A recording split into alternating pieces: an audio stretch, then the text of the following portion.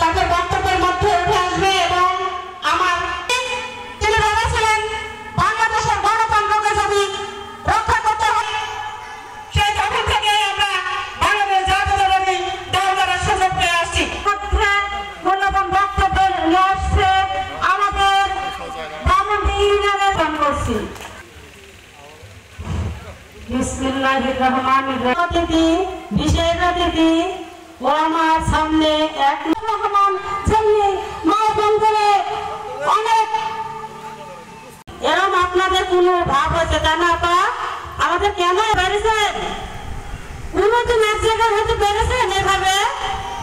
আমাদের দল আছে আপা, স্বেচ্ছাসেবক দল আছে, যুব দল আছে, কৃষক দল আছে।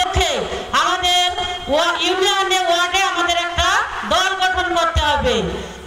আমাদের একতা হওয়ার মূল উদ্দেশ্য হচ্ছে আপনাদের মনে করেন সর্বপ্রথম ব্যক্তি হবে মহিলার ভিতরে, এই মূল্যবান ব্যক্তি হওয়ার কারণ কি জানি আমি